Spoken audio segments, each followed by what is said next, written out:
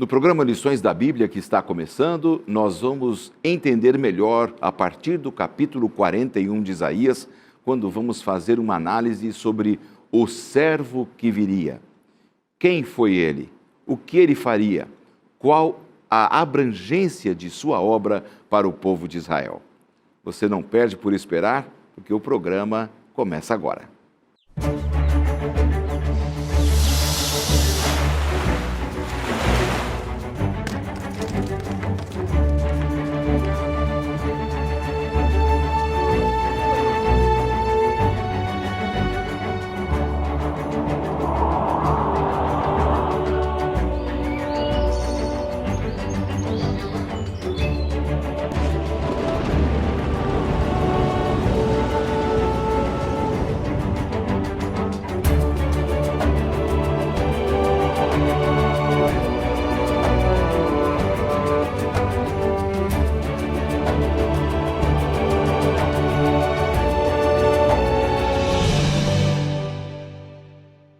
Olá, amigo da Novo Tempo, que prazer falar com você mais uma vez, começando aqui o programa Lições da Bíblia, sempre tendo a certeza que aí do outro lado você está nos acompanhando, com a sua Bíblia aberta, o seu manual de estudos, procurando crescer no conhecimento da Palavra de Deus, que faz tanta diferença na sua vida e na minha, não é verdade? Eu tenho aqui em minhas mãos o nosso manual de estudos que nós usamos. Eu quero incentivá-lo a adquiri-lo, porque vai fazer muito mais sentido na sua vida você acompanhar a nossa conversa aqui com o manual em mãos. Às vezes a gente pode ficar meio perdido sem esse manual, não entendendo totalmente o que estamos conversando. E é tão fácil você adquirir esse manual, que está falando do livro de Isaías, e que é a lição da Escola Sabatina da Igreja Adventista do Sétimo Dia, e que tem temas tão lindos e importantes para a sua vida. Basta você entrar no site da Casa Publicadora, está aparecendo na sua tela, cpb.com.br, e ali você vai procurar, então, Escola Sabatina, lição da Escola Sabatina, e você vai localizar o manual, e você vai poder adquiri-lo, e vai fazer toda a diferença, né? É um valor irrisório e que vai contribuir muito com a sua vida espiritual. A mesma forma, tem a sua Bíblia aberta, tá? Hoje, estudando aí a partir do capítulo 41 de Isaías, é sempre bom você acompanhar também o texto bíblico e ir entendendo aquilo que estamos conversando. Eu tenho o prazer de receber dois amigos que justamente trabalham na Casa Publicadora Brasileira. São os pastores Fernando Dias. Bem-vindo, pastor. Alegria recebê-lo, viu? O prazer é todo meu, pastor Laerte, é um prazer estar aqui e poder conversar sobre a palavra de Deus, que enriquece a nossa vida, que nos dá esperança e paz ao coração. Maravilha. O pastor Fernando, já nós vamos conversar com ele no segundo bloco. Ele é um dos editores lá da Casa Publicadora Brasileira, trabalha numa área bem específica, tem até a ver com o nosso manual de estudos, que já ele vai explicar, e é sempre uma alegria receber os amigos da Casa Publicadora aqui no programa. Juntamente com ele está o pastor João Vicente, que é o gerente de vendas, o gerente comercial e marketing, né? Isso, acho que esse seria essa área comercial e marketing lá na CPB. É uma alegria, pastor João, recebê-lo aqui mais uma vez.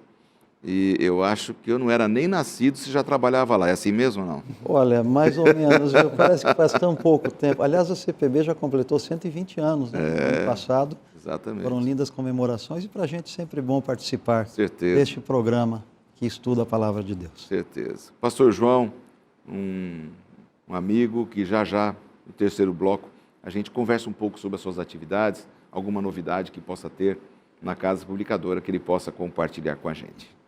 Amigos, vamos começar o programa com uma oração. Sim. Convido a vocês que estão assistindo para orarem com a gente. Pastor Fernando, por favor. Vamos orar então? Querido Deus, bondoso Pai, o Senhor que enviou o Espírito Santo aos profetas, que escreveram coisas tão maravilhosas nas Sagradas Escrituras, o Senhor também pode colocar esse mesmo Espírito Santo no nosso coração agora. Amém. Que possamos compreender melhor essas mensagens tão bonitas que o profeta Isaías escreveu há tanto tempo, mas que vem colocar esperança no nosso coração, orientação a respeito do futuro e anunciando as coisas maravilhosas que Deus fez no passado e também que Deus fará na nossa vida. Amém. Futuro glorioso que Deus tem preparado para nós.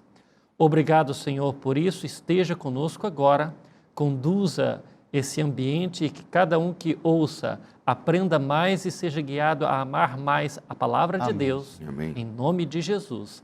Amém. Amém. Amém. O texto principal aqui do nosso manual de estudos está em Isaías 42:1. E é bastante interessante, pastor João, queria começar vendo a sua visão sobre o tema, que é: eis aqui o meu servo, a quem sustenho, o meu escolhido, em quem a minha alma se agrada. Pois sobre ele o meu espírito, e ele promulgará o direito para os gentios. Qual a sua visão sobre o tema dessa semana, a respeito desse servo, do tema servir e salvar, que é o tema do nosso manual? Interessante, pastor Lanza, que nós vamos estudar, na realidade, durante essa semana, o tema específico, não apenas um servo, mas 3 servos diferentes, né? Em algum momento nós podemos até confundir o trabalho ou atividade de cada um desses servos.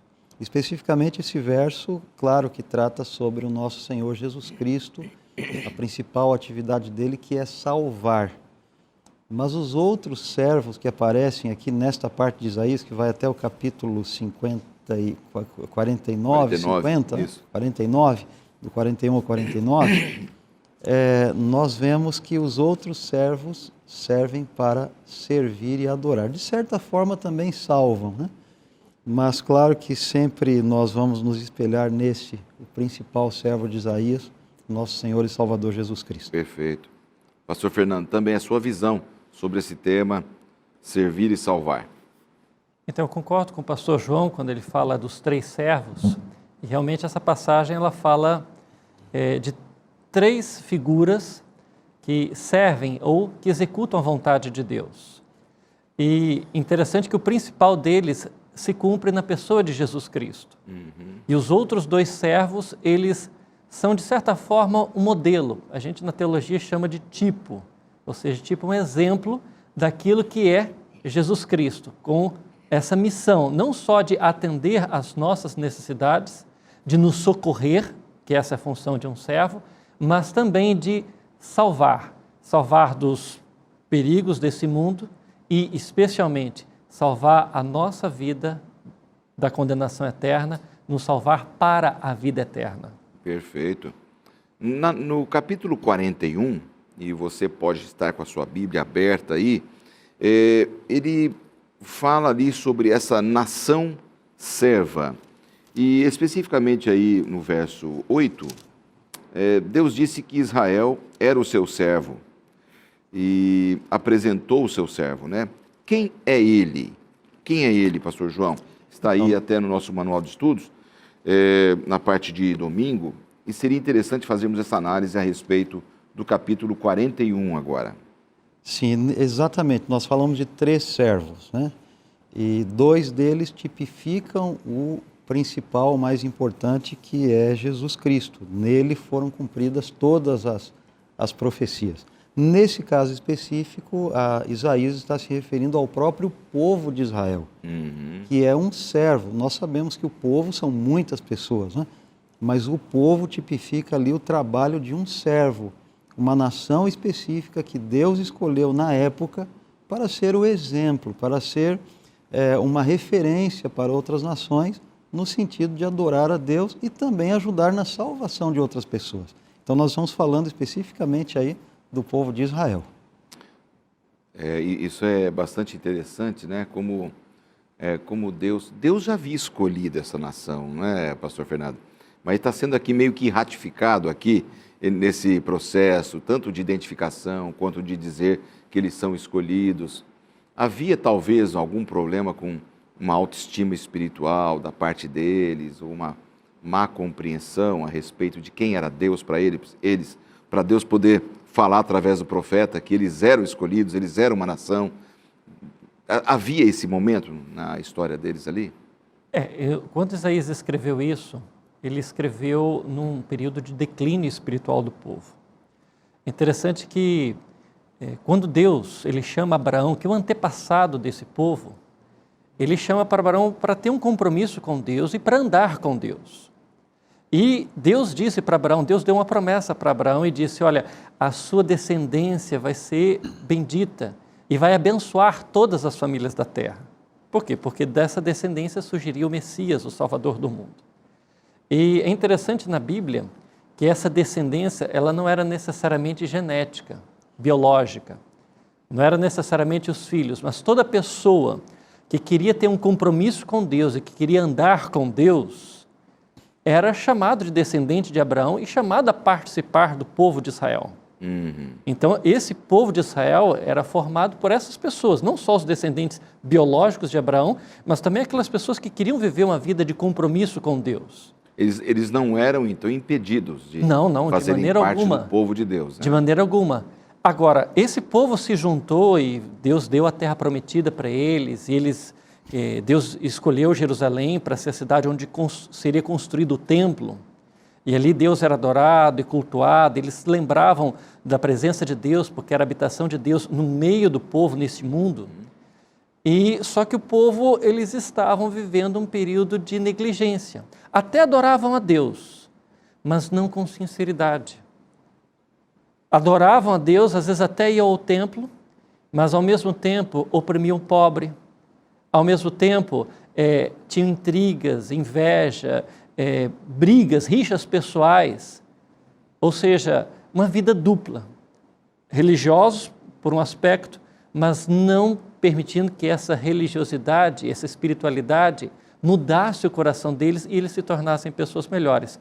E aí Deus tem que lembrar para eles, vocês são o meu escolhido, o meu povo, vocês são descendentes de Abraão, que era meu amigo, sejam amigos meus, como Abraão foi. Pois não, João. Interessante, pastor, que dentro dessa perspectiva, o pastor falou do declínio espiritual que eles estavam vivendo. E era um declínio espiritual muito grande. Parte do ministério de Isaías foi de 60 anos. Né? O ministério de 60 anos foi no período de Acás, que foi um dos piores reis ali de Israel, sacrificou o próprio filho. Em determinado momento ele foi ali a Damasco e encontrou lá um altar feito para um outro Deus e mandou fazer uma réplica desse altar dentro do templo. E as pessoas... Fez parceria com o inimigo, além das fronteiras de Israel, né? E aí o povo estava realmente nesse declínio. Eles adoravam a Deus, mas adoravam também outros deuses e oprimiram o pobre e tudo. Adoravam de uma maneira fake, se fosse nos nossos dias. Né? Adoravam, mas não de coração. E Isaías precisa lembrar, olha, vocês são o meu servo. Né? Vocês foram escolhidos para salvar. Então, a lição que nós tiramos para nós, ou uma das lições que eu gostaria de colocar nesse momento, é que se nós queremos ser usados para salvar, nós precisamos antes servir. E servir de coração, em espírito e em verdade. E tem muita gente que serve só no sábado, né? E tal. Mas nós vamos ter uma vida realmente consagrada a Deus para sermos usados para salvar. Foi muito bem colocado o que vocês dois trouxeram para a gente aqui, né? Para os nossos telespectadores, porque eu acabo pegando um gancho dos dois aqui, e o pastor Fernando falou agora há pouco sobre Deus queria muito além deles do que apenas um nome de nação escolhida, né? Isso cai um pouco no ritualismo, no formalismo religioso.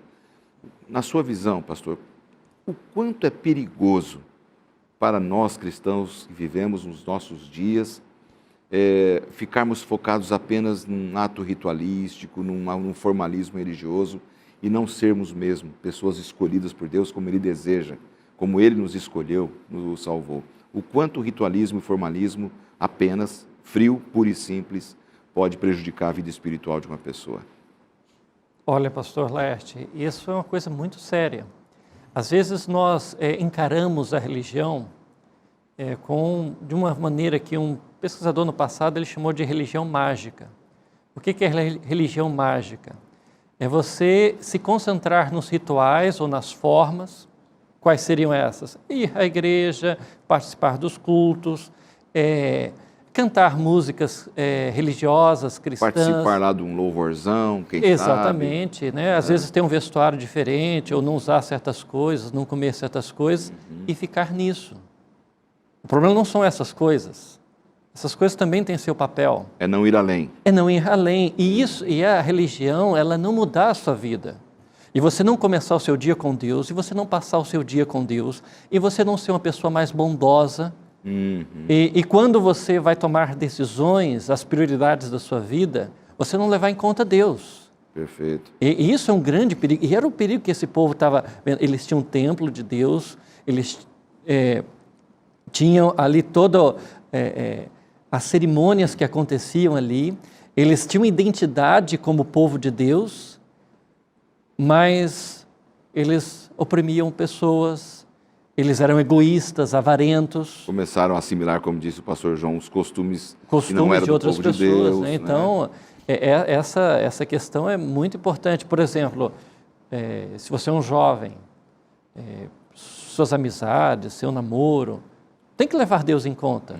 Se você é um pai de família, a criação dos seus filhos, onde você vai colocá-los para estudar, tudo, os seus princípios, tudo isso tem que ser levado em conta. Deus tem que estar no meio de tudo isso. Como você vai passar seu tempo livre? Que tipo de recreação você vai ter?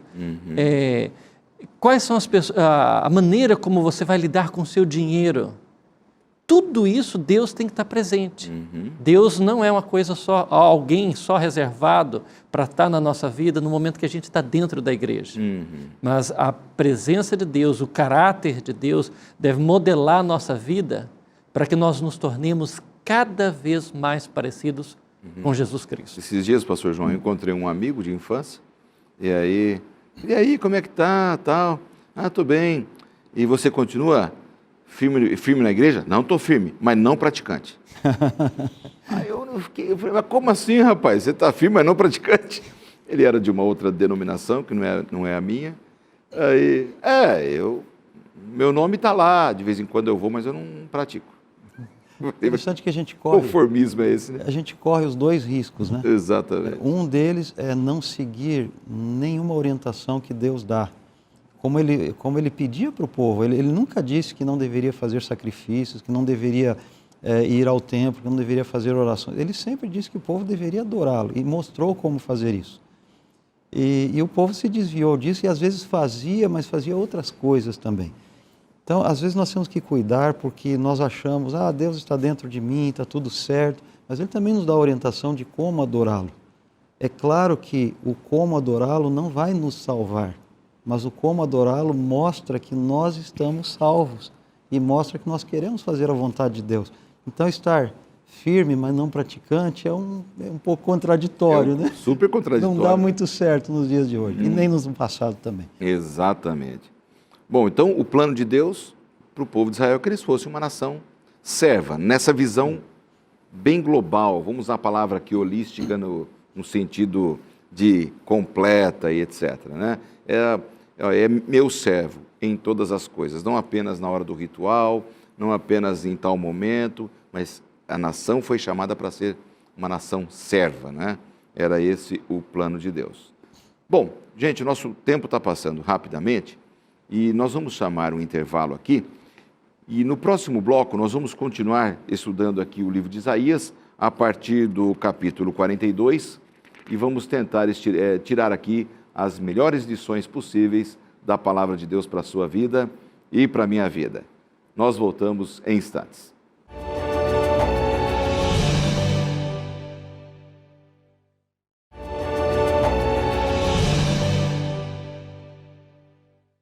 Já de volta com o segundo bloco do programa Lições da Bíblia dessa semana, nós queremos começá-lo oferecendo a você um presente, uma oportunidade de estudar a Bíblia com a Novo Tempo.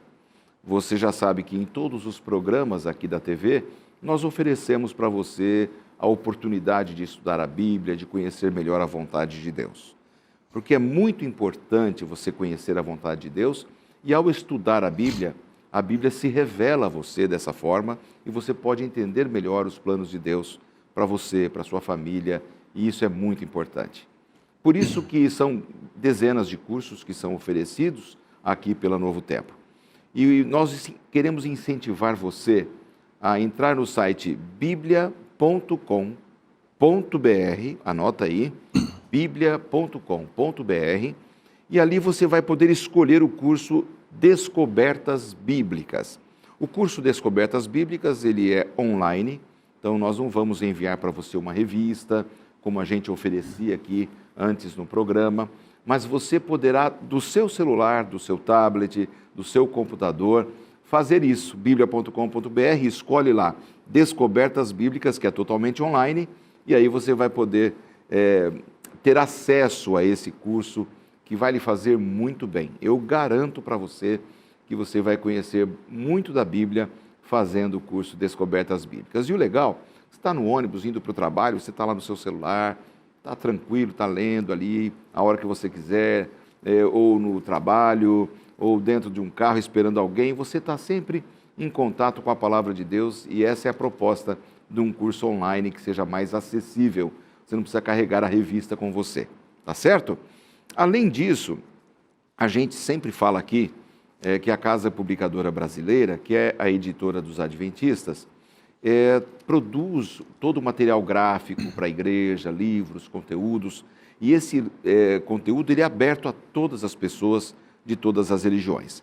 Este livro que eu quero mostrar para vocês, que é do próprio autor do nosso manual de estudos, da lição da Escola Sabatina, que é do pastor Roy Gaine, é o livro de Isaías. Em cima desses estudos de Isaías, que todo esse manual de estudos surgiu. Então, aqui dentro tem insights importantíssimos, subsídios que vão te ajudar a entender melhor o plano de Deus para a sua vida ao estudar o livro de Isaías. As mensagens de advertência do livro, e você vai amar esse livreto se você entrar lá no site da Casa Publicadora e adquiri-lo com certeza. Juntamente, tem um outro livrinho que tem a mesma capa do nosso manual, da nossa lição, que é o comentário de Ellen White, a autora norte-americana, que cremos inspirada por Deus. Os textos que ela fala sobre o povo de Israel, o cativeiro, o período de Isaías, foram condensados aqui nesse livro e colocados para você poder ter, vai te ajudar bastante nesta visão maior também do livro de Isaías. Eu tenho a alegria de ter comigo aqui hoje 2 pastores, e com um deles eu converso agora, o pastor Fernando Dias. Ele trabalha na Casa Publicadora, na área, é um dos editores lá. E esse material aqui, do manual aqui com os textos de Ellen White, é um dos responsáveis, né, para essa temporada, né, pastor Fernando? Sim. Fala um pouquinho sobre a editoria que você trabalha e esse trabalho que você tem feito. Então, eu estou trabalhando com livros de Ellen White, né? Ela, autora aí que escreveu muito sobre espiritualidade, muito sobre orientações para a vida, né? E comentou muitas passagens da Bíblia. E nesses 3 meses foi selecionado, né, como o senhor mostrou aí, uma seleção de vários textos que ela escreveu sobre o livro de Isaías que acompanham esse guia de estudos, né, que é a lição da Escola Sabatina, para que nós possamos, além do texto da lição, além das reflexões bíblicas, nós termos aí comentários que são clássicos aí da literatura cristã. E eu tive a oportunidade de trabalhar com esses textos, foi um prazer, e ver como ela pôde perceber reflexões assim muito profundas sobre o texto de Isaías, que enriquecem a nossa vida espiritual e com certeza vão ser uma bênção para todos aqueles que lerem, junto com o guia de estudos, né, também esse comentário aí com seleções de textos de Ellen White em cima do livro de Isaías. Alguém me falou que a Casa Publicadora ela está passando por esse processo até de uma adaptação de nova tradução dos textos do Espírito Profecia, dos livros, né? Como tem sido esse processo, meio que adaptando a linguagem de hoje, né? Porque é uma tradução mais antiga, né? Essa do Espírito Profecia. Como é que tem sido esse trabalho de vocês ali? Então, todo clássico, um livro clássico, geralmente é um livro que foi escrito há muito tempo atrás, mas, no entanto, ele continua atual. Perfeito. Até hoje. E a gente tem, tanto na literatura secular como na religiosa, existem clássicos. São obras que perduram no tempo e que não perdem a sua atualidade. E os livros de Ellen White são assim. Eles foram escritos em inglês há cerca de pouco mais de 100 anos atrás. Foi o período que ela viveu. E foram traduzidos para português, a maioria desses textos, há 50, 60, 70 anos atrás. E a linguagem deles não comunica mais a nós que vivemos hoje, aos jovens. E nós estamos fazendo um novo processo de pegar esses livros e retraduzi-los, retrabalhá-los, para que eles se tornem um texto atual, contemporâneo, mas sem perder a essência daquilo que foi dito há tanto tempo atrás. Fiel ao texto original. Exatamente. Né? É um trabalho fantástico, né? Porque isso é importante, né? Temos que comunicar da forma como as pessoas também entendem, né? Isso é muito importante. Parabéns pela iniciativa da Casa Publicadora, pelo trabalho que vocês têm realizado. Obrigado, pastor Fernando, por ter compartilhado um pouco aí do seu trabalho. E você já sabe, quando estiver lendo aí um livro, como nós dizemos, né? Do Espírito de Profecia, livros escritos por Ellen White, você sabe que o Fernando está lá, ajudando a chegar o melhor material e a melhor tradução, a melhor versão para você e para a sua casa. Excelente. Pastor João, vamos retomar aqui o nosso tema dessa semana, agora indo para o capítulo 42. Ali no capítulo 42, a gente lê ali a respeito do servo anônimo, né? Quais eram as funções e o caráter desse servo anônimo de Deus e a quem ele havia escolhido, né? Sobre quem ele tinha colocado o Espírito Santo? Então, nós acabamos de analisar um pouquinho sobre a nação. A nação era um tipo de servo. E agora Isaías começa a revelar em etapas o servo mais importante que aparece em todo o livro de Isaías. E esse servo, sem dúvida nenhuma, é Jesus Cristo. E ele começa a revelar alguns aspectos da obra de salvação e da obra de redenção que esse servo veio trazer para a humanidade. E tem vários versículos aí, né? Aqui diz que ele promulgaria justiça para as nações, realizaria os seus objetivos de modo silencioso, mas suave, chegando ao coração das pessoas. Não seria um popstar aí como nós esperamos, né? Nós vamos estudar isso um pouquinho mais na frente. O Redentor que Israel esperava e aquele que foi enviado. E Isaías vai revelando, então, paulatinamente, quem é esse servo e as características desse servo. A gente vai estudar juntos a partir de agora. A sua visão também, pastor Fernando, sobre essa questão do servo anônimo de Deus? Então, Cristo é chamado de servo, né? É interessante que Isaías, ele é chamado de o profeta evangélico, ou profeta do evangelho. Por quê? Porque de todos os profetas do Antigo Testamento, ele foi o que mais profetizou a respeito de Jesus Cristo. Ele viveu 700 anos antes de Jesus Cristo nascer, aproximadamente isso, no 8º século antes de Cristo. E, no entanto, ele escreveu muito a respeito de Jesus. Há no Antigo Testamento 365 profecias que se cumprem na pessoa de Jesus Cristo. E eu fico pensando como é que Deus deu tanta informação a respeito de uma pessoa que viria ao mundo séculos antes dessa pessoa nascer, que no caso foi Jesus Cristo. Ou seja, Deus conhece o futuro. Como duvidar da revelação de Deus, né? Sim, isso não tem nem como a gente duvidar, é só você estudar que você vê, né? É impressionante, e eu acho que é mais interessante que alguém poderia argumentar talvez, mas não, Deus não pode revelar o futuro, como o futuro pode ser conhecido? Quase 1000 anos antes. Quase 1000 anos antes, né? Que provas você tem hoje, por exemplo, que Isaías, esse livro tal, não foi escrito depois que essas coisas aconteceram. E aí a gente tem arqueologia. Em 1948, por exemplo, foi descoberta nos desertos ali da Palestina, em Qumran, né, numas cavernas, foram encontrados vários rolos, vários manuscritos, coisas antiquíssimas, que inclusive estavam ali vários livros da Bíblia. E todos esses livros eram de séculos antes de Cristo.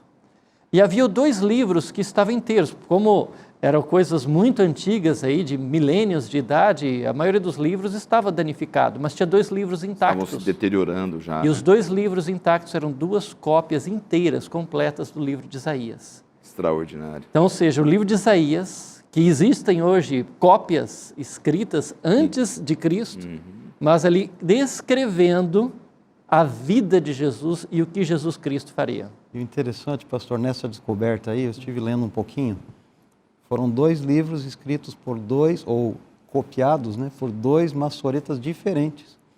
Um era um pouco mais letrado, o outro um pouco menos letrado. Então, em uma das cópias de Isaías, você tem o texto assim, perfeitinho como a gente tem hoje. E a outra, ele omite várias palavras, mas você consegue com os 2 formar assim o manuscrito. Comprovar completo, que ambos falam do mesmo material, né? Com uma linguagem diferente, mas os 2 falam a mesma coisa. As descobertas de Qumran, Deus dirigiu, né? Porque a gente estava meio que às cegas até ali, pela fé unicamente, tem que ser sempre pela fé, não é? Mas a humanidade estava pela fé, não? Eu creio na palavra pela fé. Vem as descobertas de Qumran e, somada à fé, agora vem provas físicas, né? Isso faz toda a diferença, né? Porque isso acrescenta, não, vale a pena confiar nesse livro, vale a pena confiar na palavra, porque ela está falando da vontade de Deus, esse Deus existe. As pessoas que viveram na época devem ter se enchido de alegria, né? Poucas pessoas hoje sabem sobre essa questão de Qumran, apesar de ter livros, a própria CPB tem livros que falam sobre isso. Mas é que muitos que estudam a Bíblia hoje não fazem ideia do que esse livro passou para chegar aqui e da verdade que ele tem, da revelação de Deus que ele tem. Inclusive, uma dica de leitura, pastor, nós não temos mais esse livro agora impresso, lamentavelmente, mas é fácil você encontrar em vários lugares aí, ainda existe esse livro. Manuscritos do Mar Morto. Nossa Bíblia, os manuscritos do Mar Morto. Um livro excelente, muito legal. Você encontra em algum lugar por aí, conta toda a história do texto bíblico, como foram descobertos esses manuscritos e que comprovam tudo que nós já acreditávamos, né? Isso aumenta a confiança no livro de Isaías que nós estamos estudando, né? Agora, eu fiquei intrigado, por que servo anônimo? Não estava revelado que realmente Jesus era o servo de Deus, né? Era o Messias, né? Filho de Deus, o próprio Deus, chamado de servo. Eu fiquei na dúvida aqui, talvez alguém que está em casa, eu apenas estou instigando a dúvida aqui deles também, não que eu tenha dúvida do texto, mas por que o servo anônimo? Eu acho que está destacando a descrição desse servo. Aqui em Isaías 42, apesar de o texto não trazer explicitamente o nome do servo, né? Mas aqui em Isaías 42 fala muito da descrição desse servo. Em Isaías 42, versos 1 e 2 diz: Eis aqui o meu servo a quem sustenho, o meu escolhido, em quem a minha alma se agrada, pus sobre ele o meu espírito, e ele promulgará o direito para os gentios. Não clamará, não gritará, não fará ouvir na praça a sua voz. Nós percebemos um ente discreto. Alguém discreto. Às vezes, hoje, a promoção pessoal, a fama, é uma tentação muito forte no ser humano. E a gente vê Jesus Cristo como uma personalidade que não teve nada disso. Ele não chamou atenção para si. Cristo fazia seus milagres e lhe dava uma orientação para as pessoas que eram curadas. Não conte para ninguém. Não espalhe isso. Então, a gente vê a descrição de Jesus Cristo, quase que um desejo de se esconder, mas, no entanto, ele, por ser quem é, por ser realmente Deus e o Salvador do mundo, ele não consegue passar despercebido e ele se torna a pessoa mais maravilhosa e lembrada que já pisou sobre a face da terra. Então, é um anônimo porque não foi revelado o nome, apenas isso, mas há uma descrição de quem ele é, né? É interessante, seguindo esse mesmo estudo e falando ainda um pouco no anonimato de Jesus Cristo, Deus vai revelando paulatinamente e mais tarde os fatos vão comprovando quem é essa pessoa. Sim. Então ela começa a verificar o que está acontecendo, o que foi descrito e consegue identificar esse anonimato. Inclusive o livro de Isaías, ele é citado mais de 90 vezes no Novo Testamento, para mostrar, olha, aquilo que Isaías falou lá atrás e os outros profetas, está acontecendo agora. Um exemplo simples. Sim, claro. Lá em Mateus capítulo 8, a gente vê Jesus pedindo para os discípulos realizar milagres. Olha, curem pessoas, deem a vista aos cegos, até inclusive ressuscitai, né? Jesus mandou. Nós perguntamos hoje, mas para aí, será que a igreja de Deus também não tem que pregar da mesma forma, fazer milagres? Não. Não que ela não possa fazer, ela tem poder para fazer isso, mas na época Jesus estava cumprindo o que estava sendo descrito, o que foi descrito em Isaías 35, capítulo que nós já estudamos alguns dias atrás, onde dizia que o Messias daria, os cegos veriam, os coxos andariam, etc., mostrando que o ministério de Jesus na terra, na sua primeira vinda, ele precisaria fazer milagres para caracterizar a igreja de Deus, o que os profetas haviam profetizado. Hoje é diferente. O que está profetizado para a igreja nos últimos dias? Não é fazer milagres e ressuscitar mortos, etc., mas é pregar o Evangelho. Essa é a característica da igreja dos últimos dias. Então é interessante a gente anotar esses detalhes, né? Perfeito. Era anônimo, porque não havia se revelado ainda, mas com a revelação futura, as pessoas constatariam de que ele realmente era o Messias. Não seria difícil entender que aquela descrição do Messias anônimo, do servo anônimo, era realmente Jesus. Exatamente. E nós já estudamos aqui o capítulo 7 e 9, que também falam muito sobre o Messias, da Virgem, etc. E toda essa informação somada, nós entendemos claramente, claro, que é Jesus. Vamos para mais um intervalo? E na sequência a gente volta para o último bloco e o término do estudo dessa semana.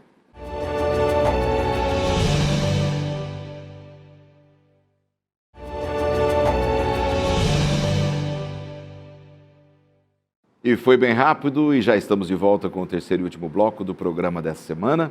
Obrigado pela sua audiência, por você estar aí. Divulgue para os seus amigos a Novo Tempo, divulgue o programa Lições da Bíblia. É sempre importante fazer chegar às pessoas a informação dos horários em que nós estamos sempre estudando a Palavra de Deus com o nosso manual de estudos, a lição da Escola Sabatina. Hoje recebendo dois amigos da Casa Publicadora Brasileira, o pastor Fernando Dias e o pastor João Vicente, que nos honram com a presença, com a visita. Eu sempre digo que a Casa Publicadora aqui, pastor João, é nossa parceira, viu? Você pode assistir lá o programa que eu estou sempre falando, a Casa Publicadora é a parceira do programa Lições da Bíblia, né? Aliás, a CPB é a parceira da Novo Tempo, né? Duas entidades irmãs que se ajudam mutuamente e tão importante a gente ter essa visão. Pastor João, você está numa área importante, que é numa área de vendas e é uma área mais comercial e também de marketing, pensando em estratégias.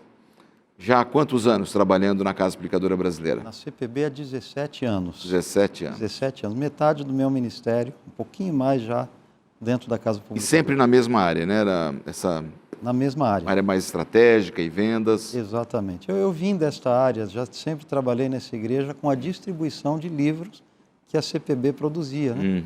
Nós chamamos internamente de colportagem, mas é a distribuição de livros evangélicos, de saúde, família, etc. E quando eu vim trabalhar agora na produção desse material, para mim realmente foi um privilégio. Que maravilha. E estamos em 2021, né? Sempre o começo de um ano. Um ano que no ano anterior, no ano passado, 2020, passamos por uma pandemia, né? Todo mundo ficou assim meio perdido com essa pandemia. Agora, né? E agora, né? Quais são aí as novidades para 2021 que você pudesse compartilhar com a gente, com os nossos telespectadores? Olha, a CPB é uma editora de 120 anos, mas ela se renova a cada dia, a cada momento. E nós estamos trabalhando muito para nos aproximar cada vez mais das pessoas.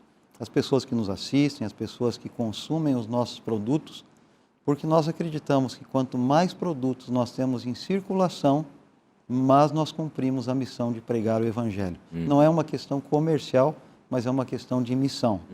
Então nós estamos abrindo muitos canais de comunicação. Nós estamos ampliando e melhorando as ferramentas da nossa parte digital. O nosso e-commerce, o nosso site hoje tem uma cara diferente, ele consegue alcançar mais pessoas. Nós estudamos muito para poder chegar mesmo às pessoas. Eu tenho percebido que vocês têm feito ali algumas lives e têm gravado algumas entrevistas com autores. Isso é bom, né? Uma aproximação pela rede social muito importante. E a diversificação de canais também. Hoje a gente usa muito o WhatsApp, é uma ferramenta simples, né? Mas com o seu WhatsApp você se comunica com a CPB.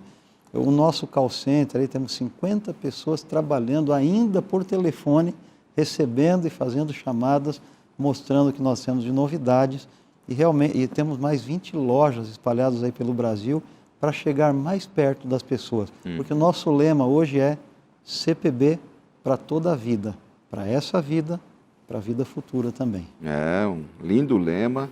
Casa Publicadora Brasileira com um trabalho extraordinário aqui no Brasil, atendendo todos os estados brasileiros e muitas vezes até fora, né? Exatamente. E fiquei muito emocionado uma vez que eu visitei a Casa Publicadora Brasileira. Eu vi a Casa Publicadora Brasileira imprimindo Bíblias, Sim. uma parceria com a Sociedade Bíblica do Brasil. Sim. E eu fiquei pensando, olhando aquela máquina imprimindo aquelas Bíblias, né? E eu me emocionei, falei, meu Deus, quantas pessoas vão ler essas Bíblias que estão sendo impressas. Emocionante o trabalho, o alcance que a Casa Publicadora Brasileira tem. Um abraço a todos os funcionários da Casa Publicadora Brasileira, o pastor Lima, o diretor-geral, e todos os que trabalham com ele lá, representados, estão bem representados aqui no programa nesse momento. Obrigado, Deus abençoe a todos vocês. Bom, gente, último bloco, temos aqui uma questão importante no capítulo 44 de Isaías, versos 26 até o 45, verso 6. Então, capítulo 44 de Isaías, a partir do verso 26 até o capítulo 45, verso 6, cujo tema é o Messias persa. Como entender isso aqui, pastor Fernando? Essa talvez seja uma das partes mais surpreendentes do livro de Isaías. Isaías foi um profeta que ele viveu até o ano 685 antes de Cristo. Lembrando que os anos antes de Cristo são contados de forma invertida, né? Uhum. E ele fala por nome a respeito de uma pessoa, que era Ciro. E só que ele fala a respeito de Ciro mais de 150 anos antes de Ciro nascer. E interessante que Isaías, boa parte das suas profecias, ele fala a respeito das consequências que o povo teria por causa da vida de desobediência e de afastar-se de Deus. E ele falou várias vezes que os babilônios, que eram um povo daquela época, levariam o povo escravizado para outro país.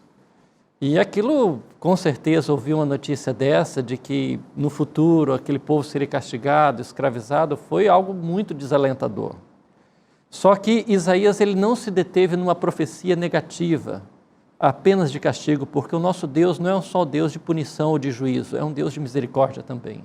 E mesmo quando nós erramos, Deus ainda oferece a sua graça e quer nos salvar.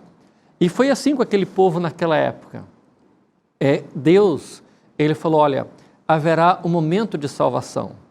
E vai chegar o momento que esse período de cativeiro, de exílio, de aprisionamento, vai ter um fim. Uhum.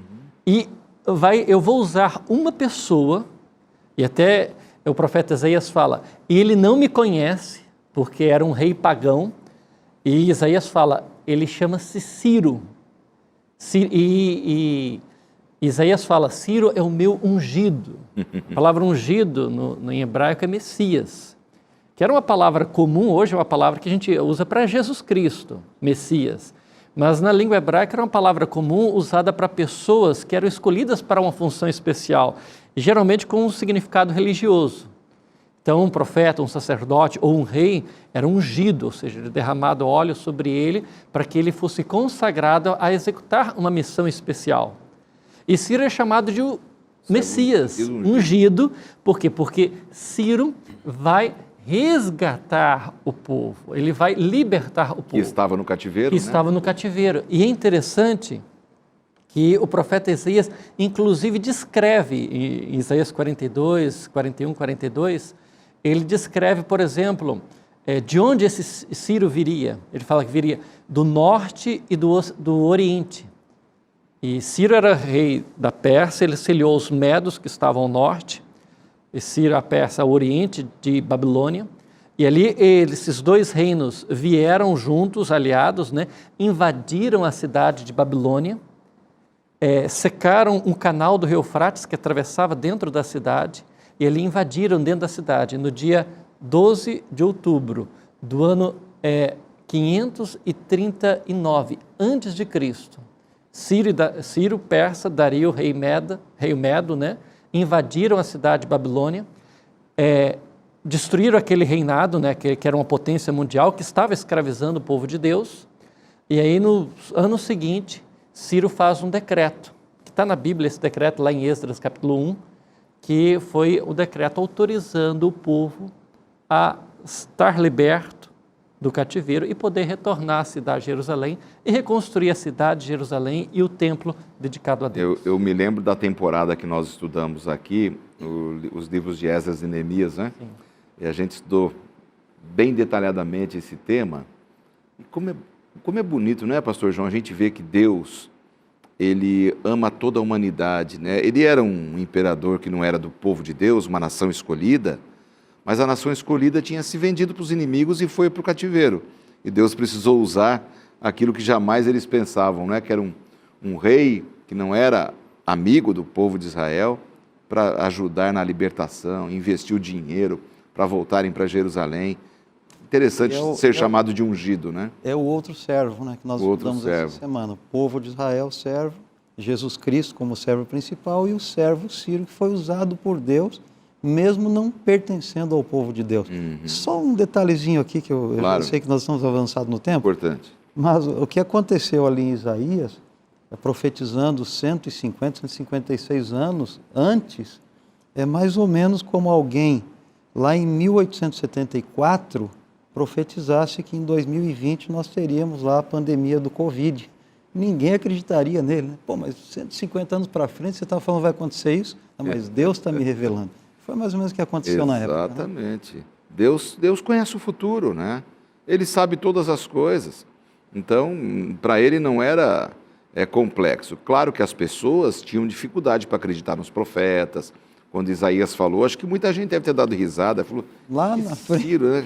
Que é isso? Cara. Não, e nós vamos para o cativeiro, mas como isso, né? Ele profetizou várias coisas. Que foi profetizado num período que eles não estavam no cativeiro. Inclusive, né? O profeta que Deus usou lá na frente foi Daniel, né? Daniel, então, falou para Ciro, olha, Isaías já falou do teu nome, assim, assim, assim, e agora está na hora de você cumprir a profecia, né? Que coisa impressionante. Pois não, pastor Fernando? Então, essa parte da Bíblia, entre Isaías 41 até 52, que nós estamos lendo essa semana, né? Essa parte da Bíblia ela faz um contraste entre o Deus verdadeiro e os falsos deuses desse mundo, que as pessoas estavam sendo seduzidas a eles. E ídolos e deuses falsos, né? As ilusões desse mundo. E Deus faz uma pergunta por meio do profeta Isaías. O que eles dizem vai acontecer no futuro? E aí Deus coloca no meio desse contraste entre o Deus verdadeiro e os deuses falsos, essa profecia a respeito de alguém que viria no futuro e que, de alguma forma, beneficiaria, salvaria o povo de uma situação de cativeiro, de opressão, de escravidão. E aquilo se cumpre no futuro. E o povo tem uma convicção. Ao ver que uma profecia feita tantos séculos antes, tanto tempo antes, se cumpre, eles veem que não, realmente esse Deus que conhece o futuro é o Deus verdadeiro, é o Deus a quem devo servir, a quem devo amar. E se ele conheceu o futuro a respeito desse evento histórico que aconteceu, ele também sabe o futuro a respeito da minha vida. E ele tem planos para a minha vida. Exato. E eu posso confiar nesse Deus. Que maravilha, né? Como é lindo. Você pode confiar nesse Deus. Se você ainda tem dúvidas da sua palavra, de se realmente tem poder para revelar o futuro e se revelar a você, não tenha. Confie, porque esse Deus é maravilhoso e poderoso. Amigos, nos 2 minutos finais, eu preciso apenas que a gente converse um pouco sobre Isaías 49, que fala sobre um servo compassivo e sofredor. Okay. Voltamos aqui à pessoa do Senhor Jesus? Voltamos, inclusive, na próxima semana, nós vamos nos dedicar a estudar uma lição inteira sobre esse servo aí. Né? Podemos até guardar um pouquinho para a próxima semana. Guardamos bala na agulha, mas vamos fechar aqui comentando sobre ele, né? Sua visão, pastor João, sobre o servo compassivo e sofredor. Na realidade, eles esperavam um servo diferente. Eles esperavam um libertador, um Messias, alguém importante que fosse libertar Israel de todo o jugo. Num primeiro momento, Babilônia, e bem mais tarde lá, de Roma e de todos que perseguiram a cidade de Jerusalém. Era isso que eles esperavam. E, de repente, Isaías diz que é um outro tipo de servo, um outro tipo de Messias. Então, isso confrontou as expectativas. E a gente vai estudar isso com muito mais detalhes, muito mais né? profundidade. Semana que vem. Eles esperavam um Messias de uma família boa, né? Que não sofresse, que mandasse, tivesse autoridade. Eles não entenderam muito essa autoridade, né? Agora vem um sofredor, é complicado, né, pastor Fernando? Então, Isaías 49 tem algumas reflexões muito bonitas a respeito do papel do Messias, do Salvador do mundo. Aqui em Isaías 49, versos 8 e 9, está escrito: assim diz o Senhor, no tempo aceitável eu escutei você, e no dia da salvação eu socorri. Eu o guardarei e o farei mediador da aliança com o povo, para restaurar a terra e repartir as propriedades devastadas, para dizer aos presos, saiam da prisão, e aos que estão em trevas, venham para fora. Eles pastarão ao longo dos caminhos e em todos os montes desertos terão o seu pasto. A gente vai fazer o seguinte, essa leitura, ela já é a pré-leitura da semana que vem. Sim. Porque eu só tenho 10 segundos para dar tchau para vocês, tá bom? Esses dois amigos retornam ao programa e nós vamos começar exatamente do ponto em que paramos para terminarmos de estudar o Messias Sofredor. Um abraço e até a semana que vem.